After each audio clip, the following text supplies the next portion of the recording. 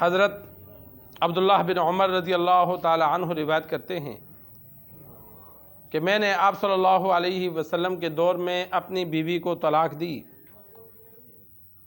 تو حضرت عمر فاروق رضی اللہ تعالی عنہ نے آپ صلی اللہ علیہ وسلم سے اس کے بارے میں پوچھا کہ حیض کی حالت میں بیٹے نے طلاق دی تو آپ صلی اللہ علیہ وسلم نے فرمایا اسے کہو رجوع کر لے اور پھر اس کو روکے رکھے یہاں تک کہ پھر حیض آ جائے، پھر پاک ہو روکے رکھے، پھر حیض آ جائے، پھر جب پاک ہو تو اب چاہے تو وہ طلاق دے دے۔ یہ وہ وقت ہے جس میں اللہ تبارک و تعالی نے لوگوں کو طلاق دینے کا حکم دیا۔ سرکار دو عالم صلی اللہ علیہ وسلم کی حدیث امام بخاری رحمہ اللہ نے کتاب الطلاق میں سب سے اول میں ذکر کی۔ جس طرح نکاح کے ذریعے جوڑا آپس میں اکٹھا ہوتا ہے تو اگر ان بن نہ ہو سکے، آپس میں اتفاق اور اتحاد قائم نہ رہ سکے تو اللہ نے جدائی کا ذریعہ بھی باقی رکھا کہ طلاق کے ذریعے وہ دونوں آپس میں جدا ہو جائیں گے، الگ ہو جائیں گے۔ طلاق دینے کا اختیار اللہ تبارک و تعالی نے مرد کو دیا۔ اگر مرد اپنا اختیار کسی کو آگے سونپ دے تو وہ سونپ سکتا ہے، اور اسی طرح اللہ نے عورت کو بھی اختیار دیا کہ اگر وہ نہیں رہنا چاہتی، مرد طلاق نہیں دینا چاہتا تو وہ عدالت سے رجوع کرے کہ بھائی میں نہیں رہنا چاہتی، خاوند طلاق نہیں دیتا، مجھے میری جان چھڑاؤ، پیسہ لے لے مجھے فارغ کر دے، اسے خلا کہیں گے۔ اور اگر پیسہ نہیں لیتا، جس طرح ہماری عدالتوں میں خاوند پیش ہی نہیں ہوتا اور عدالت فیصلہ دے دیتی ہے کہ بھائی نکاح ختم، تو یہ خلا نہیں ہوتا، یہ فسخ نکاح ہوتا ہے۔ قاضی کو اختیار ہوتا ہے نکاح توڑنے کا، لیکن اس میں صورتیں دیکھی جائیں گی۔ ہماری عدالتیں تو ساری بے دین لوگوں کی ہیں، لیکن علماء کرام کے سامنے یہ صورت رکھی جائے کہ بھائی بیوی ایسی ہے، خاوند ایسا ہے، اب بیوی نہیں رہنا چاہتی، یا خاوند کیا جرم کرتا ہے، کیا ظلم کرتا ہے۔ عدالت میں اب شرعی طور پر عدالتیں ہوں تو خاوند پیش نہ ہو تو وہ مجرم ہے۔ آج کی عدالتوں میں پیش نہ ہونا یہ کوئی جرم نہیں ہے، تو بعض خاوند نہیں پیش ہوتے، کیس نہیں لڑتے، تو عدالت 3 مہینے بعد قاضی کو اختیار ہے شرعی طور پر کہ خاوند کو طلب کرے اور اس کی بات سنے، وہ کیس لڑے۔ اگر وہ نہیں کیس لڑتا تو وہ پھر قاضی کو اختیار ہوتا ہے کہ خاوند بھاگ گیا، ملتا ہی نہیں ہے، پکڑا نہیں جا رہا عورت، تو قاضی نکاح توڑ سکتا ہے، تو قاضی پھر ان دونوں کا نکاح توڑ دیتا ہے۔ تو یہاں بھی آج کل ملک پاکستان میں جو یہ فسخ نکاح ہے، تو انسان اگر کسی نے بیٹی کا لیا، طلاق لی عدالت سے، تو وہ تسلی کے لیے کسی ادارے کے مفتی سے تحقیق بھی کر لے، کیونکہ بعض صورتیں ایسی ہوتی ہیں کہ مفتیان کرام فیصلہ دیتے ہیں کہ یہ عدالت کا فیصلہ غلط ہے۔ ایسی صورت میں وہ لڑکی اگر آگے شادی کرے گی تو وہ شادی نہیں ہوگی، وہ زنا ہوگا کہ وہ پہلے خاوند کی بیوی ہے۔ اسلامی حکومت ہو، اسلامی فیصلہ ہو، وہ الگ بات ہے۔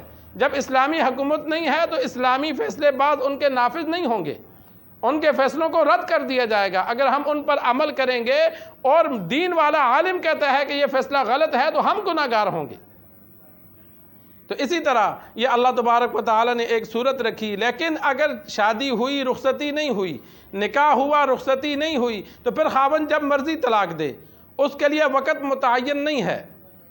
لیکن اگر رخصتی ہو گئی، راتیں گزر گئیں، تو اب بیوی کو حکم یہ ہے کہ بیوی ماہواری سے پاک ہو تو طلاق دے۔ اگر وہ ماہانہ اس کو جو ماہواری آتی ہے اس میں طلاق دیتا ہے تو خاوند گناہ گار ہے، اس نے کبیرہ گناہ کیا۔ سرکار دو عالم صلی اللہ علیہ وسلم نے سختی سے منع فرمایا کہ عورت کو جب طلاق دینی ہے تو اس کا وقت دیکھو۔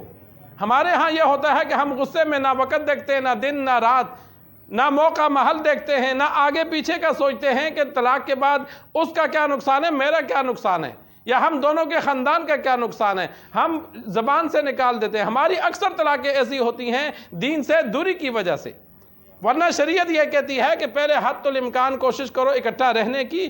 نہیں رہا جاتا، جرگوں سے بھی نہیں رہا جاتا، بڑوں کے سمجھانے سے بھی نہیں رہا جاتا، تو پھر آخری فیصلہ سوچ سمجھ کے جب عورت حیض سے پاک ہو، ماہواری سے پاک ہو، پھر اسے طلاق دو، تاکہ وہ آگے اپنی عدت شمار کر سکے۔ اگر حیض کی حالت میں کسی نے طلاق دی، 3 طلاقیں دیں، وہ تو نافذ ہو گئیں۔ اگر 1 یا 2 طلاق دی تو پھر اس میں رجوع کا حکم ہے۔ رجوع اسے کہتے ہیں کہ خاوند کہے کہ بھائی میں تجھے اپنی بیوی بنا کے رکھتا ہوں۔